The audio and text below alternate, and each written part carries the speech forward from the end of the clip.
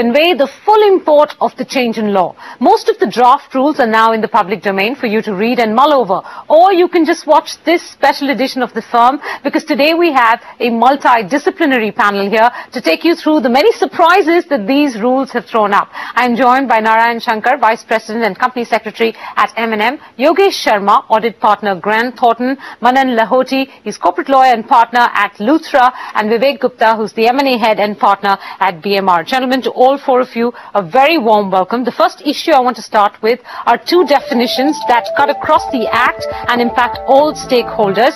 The first one is the definition of relative. The list of people that qualify as relatives under this Act and these rules is far shorter than what the 1956 Act had, and that should have made you happy. Instead, most of you are fairly perturbed by this definition. Why?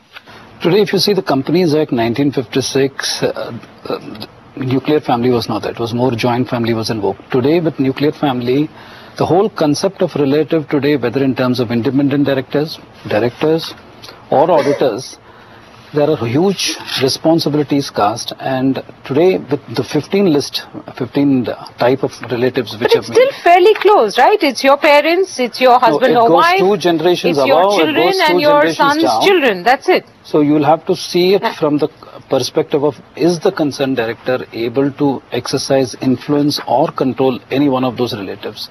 So ideally, the suggestion would be to get into, instead of getting into a prescriptive mode, you can just define it as dependent parents or dependent children who are dependent on the concerned director or a KMP, or who have a concept of an immediate relative, or you just say people who are financially dependent on the director. Okay, it becomes much more easier. I thought the list was fairly close. It says spouse, father, father's parents, mother, mother's parents, children, sons' children, not daughters' children, and brother, including stepbrother. I don't know. Do all of you agree with what Narayan is saying, that this list is not good enough, that it casts too wide a net? No, it depends. I mean, it would depend on where the term relative has actually been used. So how does it impact auditors? So for example, let's say auditor gets disqualified to be an auditor if his relative has performed certain acts, entered into certain transactions, or bought certain securities worth, let's say, 1 lakh rupee face value. Of the company that you intend to audit, right? Absolutely. Just taking a very simple example. Let's say I have a estranged, financially independent elder brother who has his own business. He cannot enter into and should not have an indebtedness of 1 lakh rupee or more with the company that you which I am going to, and not only the company, it's the holding company of that company, a subsidiary company of that company, associated company of that company. But is that too much to ask for? I mean, honestly, you know, Vivek, I know you're going to object to it. So is that too much to ask for, that if Yogesh is the auditor to a company, Yogesh's immediate relatives, his brother, his sister, his parents, or his children, must not have a financial relationship with that company? So conceptually, that is right. So I think the good part about this new definition is that the daughter-in-law of my sister-in-law is not included. The problem is that this definition has universally been applied to all situations. So I'm all for it if you say that in terms of disclosure of transactions of the company with related parties, you have a very extensive list. Where I start having a problem is if you tell me to ensure that 2 generations above, 2 generations below, or on people who have no direct control, they should not have shares worth more than 1 lakh rupees. So let's say today I have to audit ICICI Bank. If any one of my so-called relatives in this definition of 15 hold shares with face value of more than 1 lakh, I cannot audit ICICI Bank. That cannot be the intent of this section.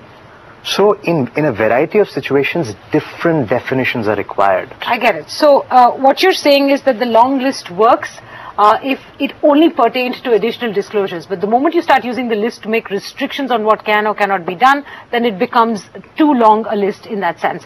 And I would even argue it's difficult to administer. Even for capital market transactions, to make disclosures for this whole host of relatives, it's just not practical at all.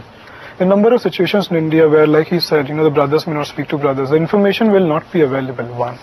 To which I quite like, by comparison, of course, I quite like the definition that SEBI uses for relatives. Much shorter. How is it different?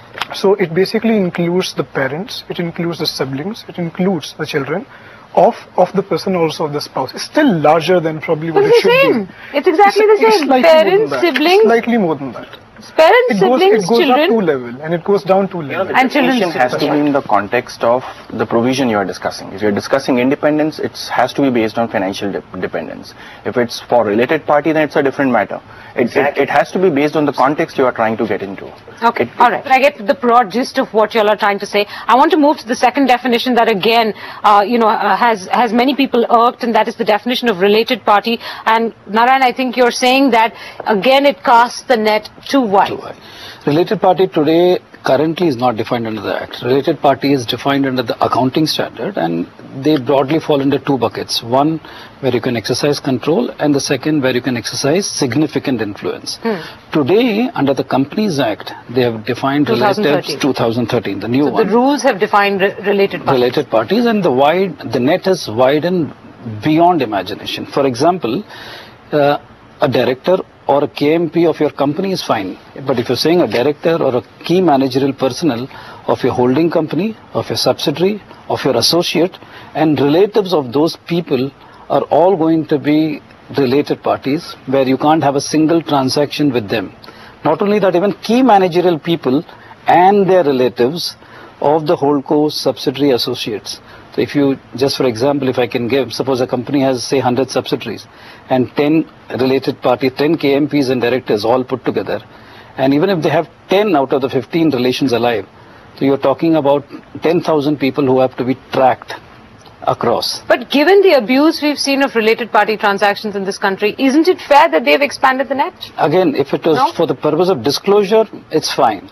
But if you're going to it's going to be restrictive. But it is disclosure. It's not restrictive, right? It's restrictive because you can't enter into a transaction with either any of the related parties without board approval or and special resolution, depending on what kind of company you are. And the penal provisions are, you can say, very onerous. In case inadvertently, if a director, even if a relative enters into a transaction, A, the independent director will be disqualified as being an independent, and B, if it is a related party transaction, and if the director concerned would not even be aware that a transaction, he has to compensate the company, and approval has to be taken within 3 months.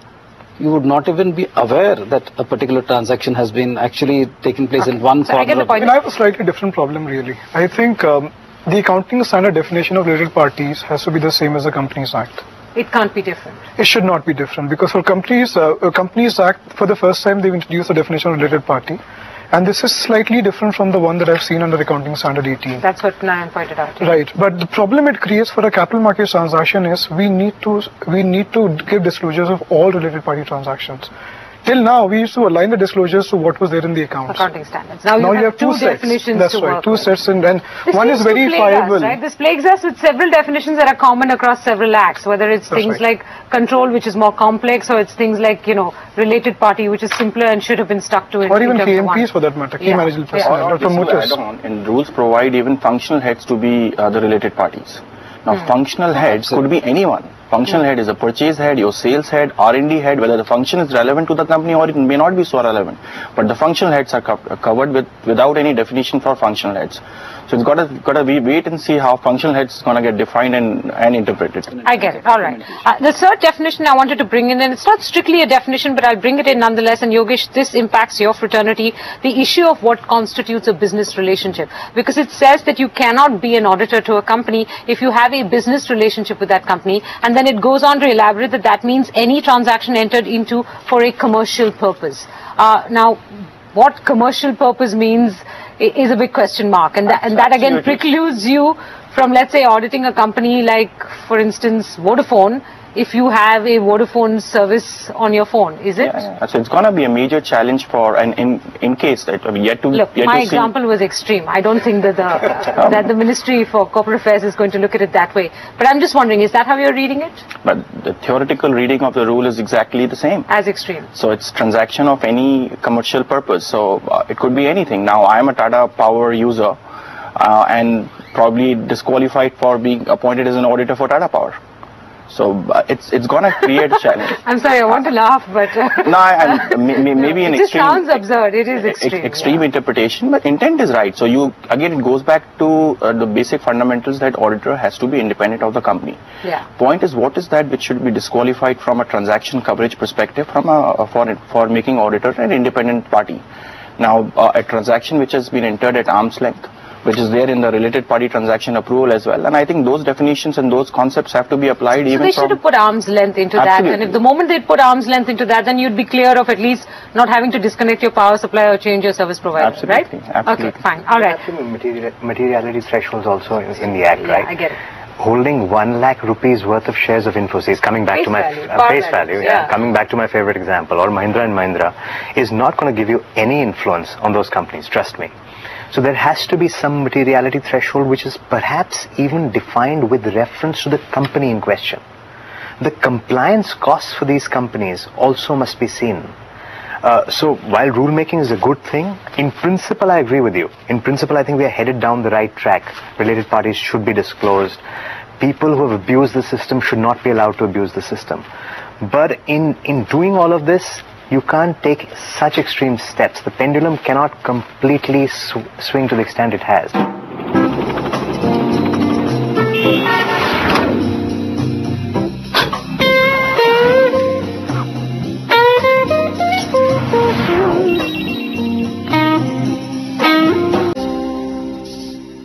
Manan, I'm going to move to the next thing with you, and that is a bunch of changes that impact the capital markets. Let me start with what I thought was a positive change. Private placements, the limit under the 1956 Act was 50 people. That was commonly understood. Now that has gone to 200 non-QIB, non-employee investors. And if you look at what or how many people can be allotted those shares in a transfer, it actually amounts to 16,000 people that you can reach via a private placement in a given year. That's definitely good news, isn't it? Yeah, I mean, I think the number is not what probably they were calculating, because the number sounds much bigger than they probably had in mind. 200 is a big improvement 200 from 50. is, I think, more than... each of those 200 can transfer to 20 people every quarter. So that's right. 16,000 So people. I think 200 is not such a relevant number now, given that they have removed QIBs from this. Yes. In the real world, in the real capital markets world, I think what the real problem was that QIB transactions were not able to conduct the way they wanted to conduct the sale. In the sense they had in a number of situations they had more than 50 investors lined up, but they could not sell shares to more than 49 investors. Right. That number is no longer relevant now. It could be 50, it could be 20. Yeah, That's a positive. QIB is out, right? Yeah, so that's a huge positive. That They don't count not QIBs included anymore. QIBs is a plus. Huge plus. That even for non-QIB, non-employee investors, they've liberalized the number not from 50 but all the way to 200, indirectly 16,000. Those are positives. So the indirect number was always any number, right? There was no number of 20 previously about reselling restriction. I get it. I'm saying, but they've also thought through that bit, that look, if I allot to you and you sell down, you know, let's also put in a safeguard there. Let it not be that you can sell down to several people, because then I can allot you 1 million shares and you can sell 10,000, you know, in values of 10,000 to hundreds of people, you know. So I think what is important, is there should be none of these rules about 20 reselling restrictions, for example, for a listed company. So if I do a QIP transaction tomorrow, a QIB is able to buy shares, he should be allowed to sell the shares in the market next morning, which SEBI allows him to do.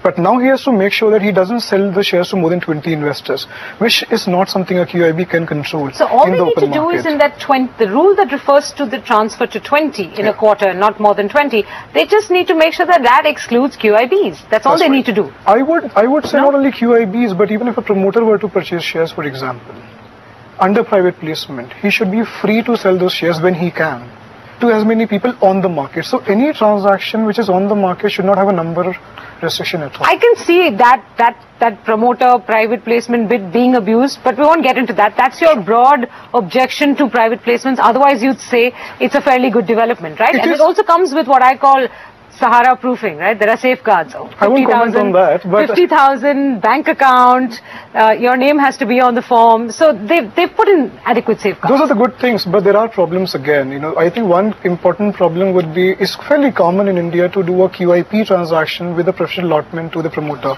It helps probably in bankers selling the transaction because the promoter comes at the same price or around the same price that the QIBs do. Now, there is a cooling off period between two private placements under the rules. Right. So you can't do a QIP and preferential allotment around the same time. Right. That's one. Second is, every time you need to do a private placement, you need to go back to the shareholders. SEBI used to allow you a 1-year window to do QIP transactions under one resolution. Let me So move to one this. positive I just wanted to comment, ESOPs today are out of preferential allotment. Non-employees. So today unlisted public companies today are generally hard pressed for, because the number of employees are more than 49 and they are not able to issue ESOPs of more than 49 because of the preferential allotment. Today under the Companies Act and rules, they are at par with the rights issue. Sure. So both in terms of pricing and the number, that's I think a positive. Okay. The other 2 points that you wanted to bring up, Mana, is disclosures and prospectuses. They said that you said that they've asked for sources of promoter contribution, and that's going to be impractical. And then when it comes to office for sale, a couple of things. Interim dividend to be transferred to IPO investors, that's again going to be difficult to do. And expenses, can they be borne by non-offerers or not? Let's start first with disclosures and prospectuses. In the real sense, promoters' contribution is typically not brought in at the IPO time because the promoters would be holding more than 20% shares prior to them commencing the IPO activity. A promoter could have bought these shares many decades ago. Right. He may not have the records of how he funded the original purchase. Got it. Even if he has the records, it may not always be verifiable, and anything that goes in the offer document must be verified. Okay. So it will create some problems, challenges for merchant bankers in being able to do diligence on this aspect. All right. I'm going to move it on to offer for sale. You've said interim dividend to be transferred to IPO investors. How do we identify them? Yes, the problem really lies in a situation where you have an IPO where there are new shares which are fresh issue shares and offer for sale shares. So the investor does not know what he is getting. Right. You don't know who you're transferring shares to. So who do you give dividend to? And you can't give dividend to everybody because the company shares are also issued at this point of time. Okay, Narayan, I'm going to come to you. Your key issue was to do with managerial remuneration, that is the withdrawing of relaxations that were permitted on managerial remuneration by companies that were making either inadequate or no profit, right? Yeah. But if you're not making profit, shouldn't the company law tell you it's not a good idea to pay your... No, today it's more in terms KMP? of a level playing field. Today, if you see a standalone company, which is not a subsidiary of a listed company, can go ahead and pay remuneration without any limits, although they have inadequate profits. The MCA had issued 2 circulars in somewhere in 2011, if I'm not mistaken, where they said that A, if you're a professional and you do not hold more than 0.5% of the capital of the company, and even if you have inadequate profits, you can go ahead based on certain conditions and disclosures, you can go ahead and pay them. Now that has been taken away. That has been taken away. And the second, if you are a subsidiary of a listed company, there again there was exemptions given, because typically if you say in a big organization it's a talent pool, the talent would be shifted from one place to another depending on where he or she would really be required to go. Today the MCA circular allows the holdco to take a hit on its they've got a limit of managerial remuneration. If they've got a limit, they can take the hit on its accounts. Right. And the subsidiary cash flow will go from the subsidiary. Both these relaxations which was given by MCA have been withdrawn. and corporates have acted upon it. Okay. So I'm sure that with MCA would definitely consider bringing it back in the rules. You're hopeful. With the rules, yeah. You're hopeful. Hopeful. Okay. Yeah. The more important issue, and I know that you sounded very agitated when you were talking to me on the phone about this, was the transfer of shares issue, which is that if 7 years of dividend have not been encashed by an investor or shareholder, then the company is obliged to transfer those shares or is required to transfer those shares to the IEPF, which is the Investor Education and Protection Fund. What is your objection to this? One, it will be against the fundamental principle of right to own property. You can imagine if you are staying in a place or even a bank account which is not operative for 7 years, the only thing which you have to do perhaps to get a KYC done again. But you can't say that if I have 1 crore of balance in my savings bank, after 7 years I have to claim it from the central government. Or if I'm living in a house, after 7 years I find somebody else staying in my house and I have to claim it back from the central government. How prevalent a problem is this, where you have, dividend lying untouched or unclaimed for that longer period? Today, what they've addressed it partially by saying that even if one of the years, if you have, in one of the 7 years, if you have encashed dividend, then you need not transfer it to the so IPF. I'm just thinking, if 7 years somebody has not encashed their dividend, will it be such a big issue if you transfer? I get the principal issue you're talking about, but really if that investor has not come forward to claim his money in 7 years, then it seems unlikely that he's going to come forward to claim it thereafter, or that's a false you just say, suppose I've got shares of Reliance, and as part of a scheme of arrangement which they did, I get one share in many of those 4 or 5 companies which they have. I may really not even be bothered to encash a 1 rupee or a 2 rupee dividend which they would be giving. But one fine day I will find my shares, underlying shares, suddenly out of my cupboard or out of my demat account. And even procedurally, if you see the rules, the way they have framed, today they say that the company secretary or any other person can issue duplicate certificate. The shares certificate would actually be in your cupboard.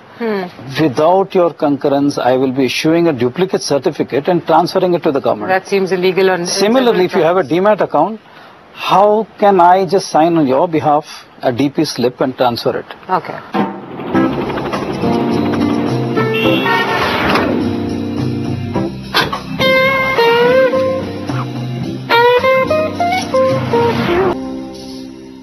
Vivek, in M&A, what would you identify as the top changes that these rules have thrown up when it comes to restructuring and amalgamations and all of that? So I think the first one, and I hope, I call it a drafting error, and I hope it is one, is that the rules, a clear reading of the rules seem to suggest that only a demerger that is compliant with Section 219AA of the Income Tax Act is a demerger that can be conducted under Section 230. 230 is the new 391. 230 is the new 391, yeah. So 230 corresponding to 391 of the New Companies Act.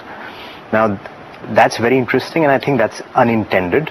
It cannot be the intention of company law to say that if something does not comply with 219AA and therefore it does not get income tax neutrality, that's a transaction that you can't itself do. So that's point one, which is that they should allow all sorts of demergers to happen so long as it's fair and they've laid out a full principle of what is fair, and it gets approved by shareholders, creditors, court, tribunal, etc., etc. And whatever consequence on the parties on the Income Tax Act. So if it complies with 219AA, it gets a certain tax treatment. If it doesn't comply with 219AA, it does not get those tax benefits. Got it. So that's the way I would sort of, and that's why I call it a drafting error, because I don't believe that this can be truly the intent of the department while prescribing the rule. Could this be, and it may be a drafting error as you pointed out, I'm just trying to understand the rationale to it. We've seen several actions taken under 391 to 394 now come under the tax scanner in the recent last 2 to 3, 4 years, right? So several demerger schemes, etc. The tax department's questioning whether this is avoidance, evasion, etc., etc. Sure. Could it be a reaction to that in some way? Could it be that, look, we'll allow, if the scheme goes through as required under the company law, and then thereafter the tax guy has an issue and, you know, it requires some reversal of the scheme, etc., etc. Why not do away with that and say, look, this scheme, just like it needs to meet regulatory requirements, shareholder approvals, creditor approvals, also needs to meet the approval of the tax department? What's the harm in that? So 2 points to that.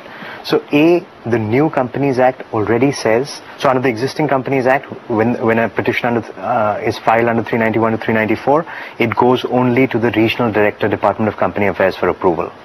Under the New Companies Act, it needs to go to a far wider set of people. So it needs to go to a right? wider section of regulators, and therefore it needs to go to the Income Tax Department as well.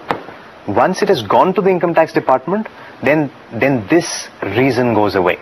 Okay. Point 2 is, principally, if something is fair as an act to be done, because of its tax consequences, it cannot be ruled out by the Companies Act. Okay, we won't belabor the point. I get what you're saying. Point number 2. So point 2 is, interestingly, they have also specified the transitional accounting for such demergers. Again, that's filling a gap of sorts, right? Because currently there is no accounting treatment prescribed when it comes to business combinations. Yeah, so there are a variety of situations where accounting standards do not exist. That is not the job of Companies Act rules, I think, or companies rules. That's the job of a specialist body that you've set up called NFRA.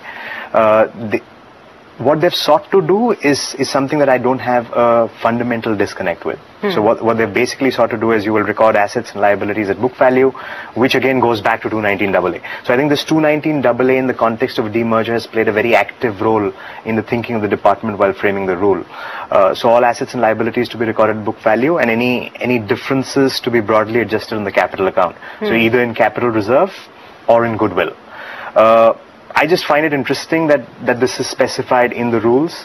So this should have been left to accounting standards. Why bring it into company law? Although the saving graces, they very clearly state that till the time an accounting standard it's a transition provision. So it's a transition provision. So one doesn't therefore have a huge and the auditor on the objection table doesn't seem to be, sort of objecting to it or upset with it. I'm happy to see that because there is absolutely no guidance on demerger accounting or a spin-off accounting or any type of business combinations except for amalgamations. Right. So this really helps in between for some time.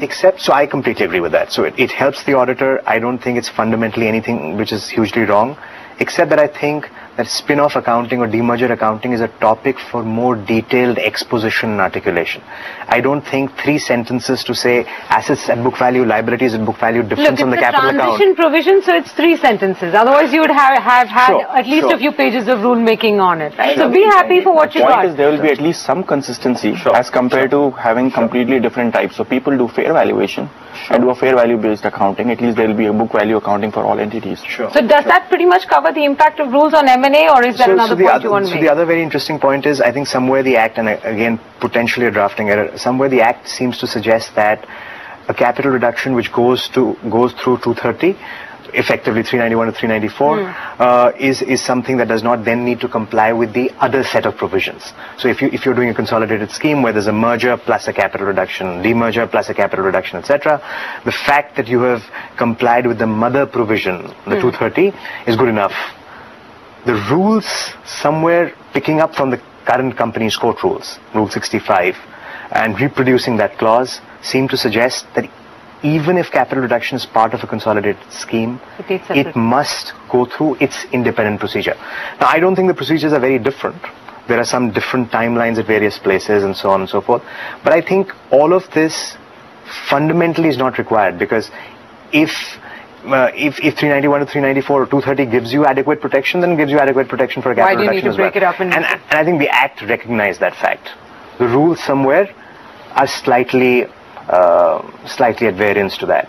Okay. So therefore these are the 2 drafting errors that I see on the M&A side. So you mostly raised drafting errors and 1 transition provision. That's right. So broadly speaking, you should be happy, because on the M&A front, you don't really have much to contend with when it comes to rulemaking. Yeah, but... And you should be happy you're not an auditor, because I'm going to move to the auditor now. If I were an auditor, I would have moved away from that profession. And I just stopped smiling.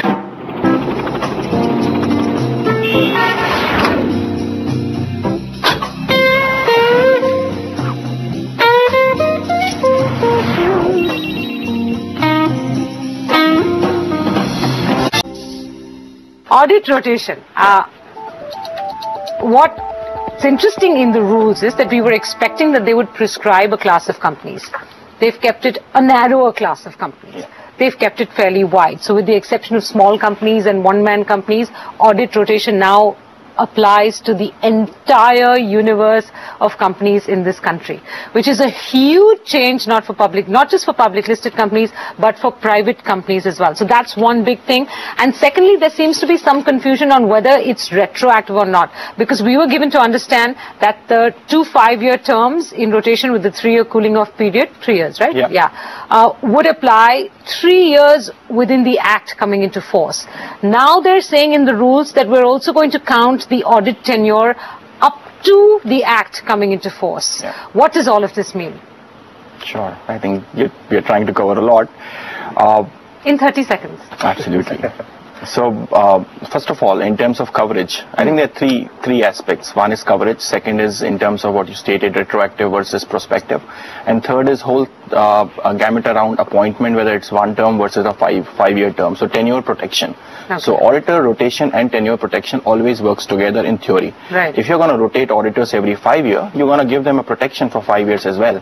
But I think you can't take away the shareholders' right to be able to vote them out. So, you need to provide for the fact that in every AGM, the shareholders get a right to ratify that appointment, if I can use the word. Absolutely. At the same time, you can't take away the right. You can't say, I'm giving you 5 years of guaranteed employment. Nobody gets that in any country, anywhere in the world. So, again, goes back to the principle, both have to work together. Why would an auditor invest energy, time, skills, money, and developing skills to audit? Because that's what you get paid to do. But look at the type and the class of companies you're going to handle. So if I'm going to handle power-related companies, it takes time and efforts to invest. Look, Yogesh, if you do a good job, there's no reason why any shareholder will vote you out. No company likes to change its auditor, having appointed it for 5 years in the middle of that term, because that reflects poorly on the company as well. It's going to raise eyebrows in the investing community. Nobody's going to do this frivolously. It's only going to happen if there are serious disagreements with the auditor, which sometimes can work against the auditor if the promoter and his team are, sort of opposed to the way you look at some issues. So nobody is prohibiting companies not to remove auditors before 5 years. I thought you'd be more upset about the class of companies that Absolutely, it's both ways. So what I was trying to explain, the principle of rotation and tenure protection working together. Okay. Act does not prohibit the company for not being able to remove the auditor before the term. So there is a provision for removal of auditor. How can you prohibit a company from removing an auditor? What if there is something seriously wrong with the auditor? What if he's not doing his job correctly? I think Narayan agrees with me on all of these issues, right? The logic of the yearly ratification is in case a disqualification creeps into an auditor in the interim. That's why each year he certifies that he is qualified. None of the disqualification is and each year shareholders are allowed to vote.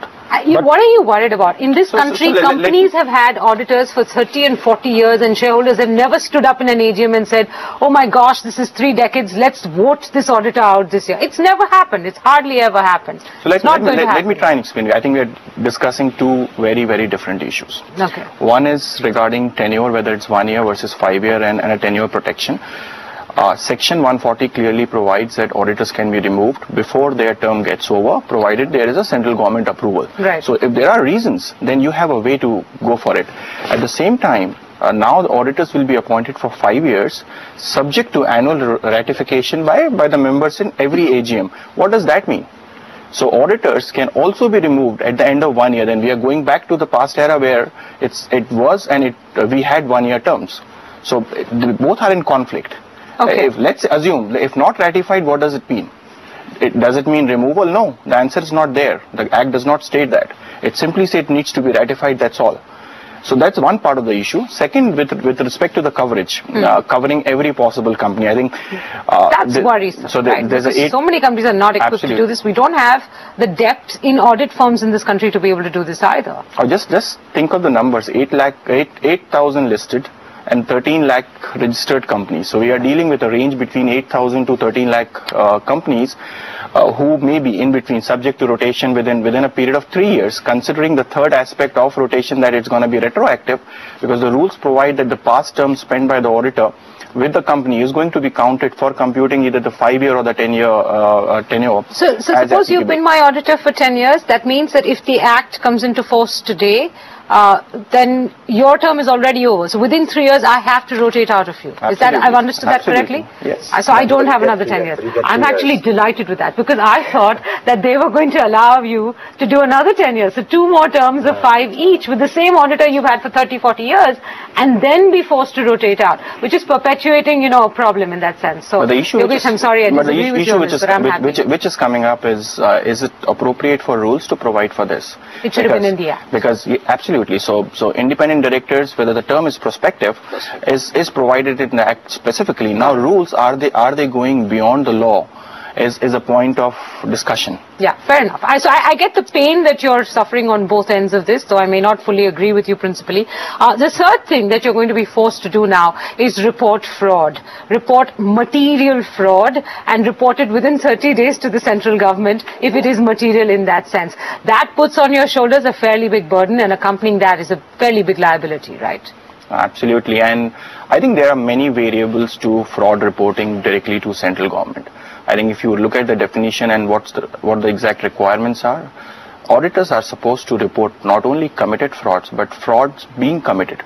Now, it's not clear what you mean by frauds being committed. Fraud being committed could be at any stage of the fraud. It could be planning of the fraud. It could actually be the execution. If you catch someone planning a fraud, you must report them to the central government within 30 days. So the point is, now, first of all, the principle is good. And it's an inspired principle from United States. So Section 10A of Securities Exchange Act actually provides for exactly very similar type of requirements. Okay. But the difference is, and I really believe why those rules are sort of very important for us to understand, because there the reporting is to the audit committee. And in case the audit committee or the board fails to take action within particular number of days, then you go and report to central government. Okay. Just to take, and again, in terms of what frauds have to be reported, material frauds have to be reported, which includes frauds which are occurring frequently, or frauds which are exceeding a particular number. 5% of net profit or 2% of turnover. Absolutely. Yeah. Now, frequently is also interesting. Like what? The same fraud 3 times a year, the same fraud So I'll once give you in an a quarter. example. I, for example, let's say I've seen many BPO companies have frauds regularly reported with respect to misuse of ultimate client's data, or a credit card misuse, or let's say... That's not an audit fraud, right? Would you call it a fraud that an auditor would have to report? But during the course of the audit, you will get to see all of that. You will get to see a reporting being made by the company to the audit committee of the list of the frauds or whatever actions which company has taken. So you need to then start typing out a letter to the central government. Absolutely. Yeah. I need a permanent typist computer. And please use that overnight courier because it has to reach within 30 days, which is the other big limitation that you have to face. Absolutely. Perhaps one suggestion which could come out for the rule making is that the 30 period I find is very short. Because by the time you come to ascertain whether it is 5% or 2%. That he has to second guess the fraud, that he has to check on frauds in the making. The bigger issue is 30 days. At least the materiality concept has come today, so that it's not all frauds which an auditor has to. But at least if the period is enlarged, because sometimes it takes much more time to even ascertain what the quantum of fraud is. The 30-day period I think is quite short.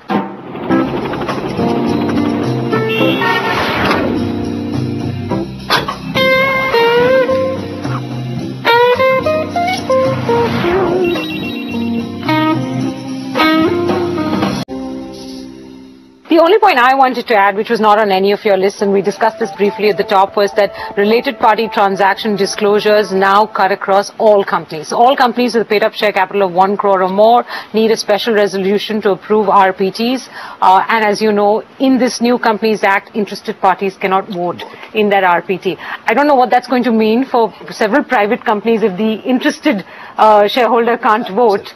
It is going to throw up some interesting situations, but as far as public listed companies go, I'm fairly happy because this brings in a new governance check, which has been missing in our country. I need quick 10-second wind-up responses from all of you because I think we're entirely out of time, but I'm going to start first with you, Narayan. We'll end with you and your soapbox. Okay?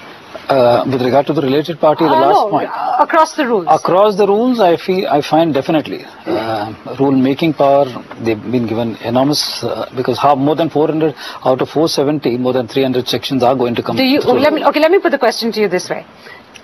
Are you going to have to double the size of your department given the kind of compliance burden this puts on you? Today, of course, I'll have to go through the Companies Act 1956, 2013 and the rules. It is making the job more and more complicated, and cost of compliance is definitely going to rise. But one suggestion could be, and perhaps it's partly covered under the rules, is there should be some finality from the rules so that compliance-wise, we don't have to keep on changing. If it keeps on changing every 3 months or 6 months, or knee-jerk reactions to some issues, then again the finality will be lost. Yogesh, are you seriously reconsidering your career? No. So then it's not so bad, right? After all the griping. Final rules are not out, and my feedback is still to go. So you think that the government has started with an extreme negotiating position so that by the time we get to the final rules, everybody's sort of found some middle paths to it? Absolutely. Okay, that's a hopeful man. For the private placements, I think I was very excited to see the act, not so happy to see the rules. Okay. I think it will kind of bring us back into a regime which doesn't really work in a listed capital market situation. However, on disclosures, I think SEBI is the right authority to discuss and set out the rules. This is a halfway house, really. I don't know why there are requirements to disclose the sources of promoters' contribution, for example. Okay. So I think SEBI is probably better equipped to deal with for several aspects of capital markets, issues that deal with capital markets. Last word to you, 10 seconds. So as you said on the top of the show, it's a unique law. Half of the law has to be made through the rules. So the department should realize that they have an enormous responsibility. They have the responsibility that most nations give to a parliament. And therefore they should exercise that responsibility with due caution and with a full process which ensures that we are not reacting too much to short-term swings. So I think that would be my core message. All right, with those inspiring words, gentlemen, to all four of you, thank you for joining us, and thank you very much for watching. We'll be back next week.